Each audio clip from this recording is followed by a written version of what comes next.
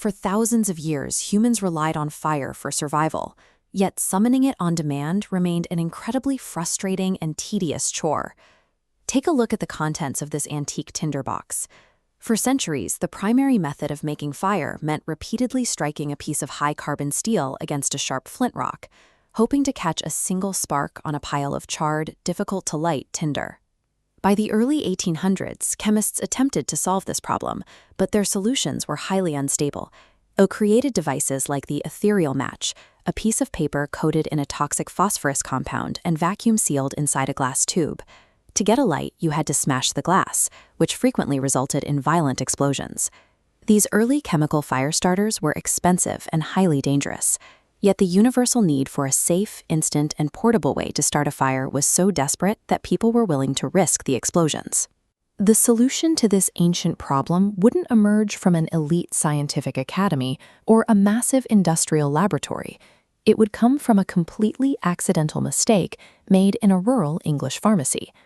In 1826, John Walker was running a modest chemist and druggist shop in the town of Stockton-on-Tees. He was a working-class pharmacist, mixing daily remedies for the local townsfolk. But Walker also had a side project. When he wasn't at the shop, he spent time at his home hearth, experimenting with volatile chemicals to create new combustible percussion pastes for firearms. Walker was trying to make weapons more efficient, unaware that his side project was about to become an essential tool in every kitchen and fireplace in England. Walker was brewing a volatile mixture. This animation shows the two key ingredients, antimony sulfide and potassium chlorate. When mixed with gum and starch, they formed a combustible sludge. To combine these unstable chemicals, Walker simply stirred them together using a small wooden stick. When he pulled the stick out of his mixing bowl, he noticed a stubborn glob of the chemical paste had dried and formed a hardened crust right on the end of the wood. Annoyed by the mess, Walker bent down to his stone hearth and gave the stick a violent scrape against the rock to clean it off.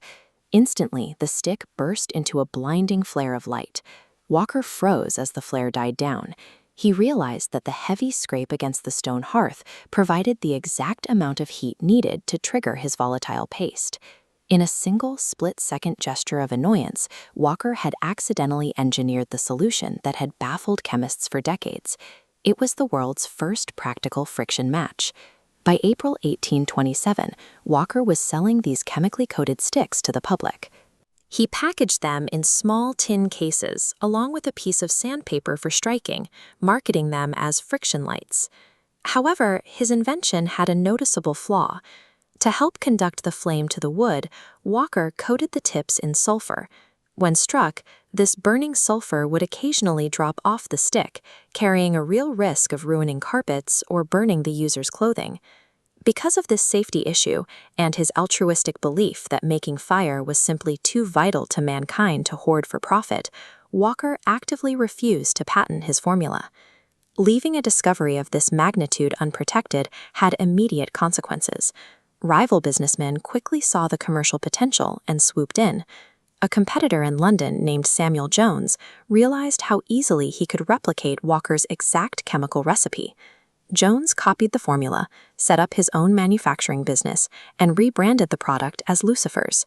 Here you can see the early packaging of these rival brands.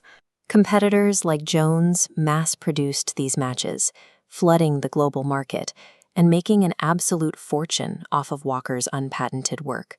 Facing this overwhelming wave of commercial imitation, Walker simply gave up. By the early 1830s, he ceased his own production entirely, while the industry exploded around him. Because he chose not to protect the formula, the massive profits of a global industry flowed to his rivals, while Walker continued his quiet life as a local druggist. John Walker's life ended quietly in 1859. He died penniless, with the broader world completely unaware of his monumental contribution to everyday life.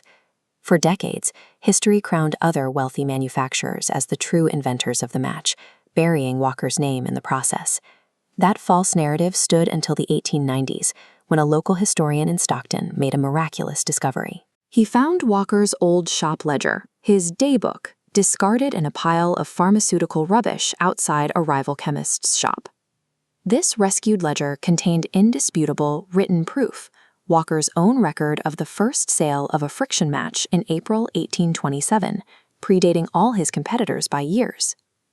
John Walker's clumsy mistake ultimately tamed the ancient wild force of fire and put it safely into our pockets. It proves that sometimes the greatest leaps in human history are just happy accidents that history tries to forget. What is your favorite accidental invention? Let us know in the comments below.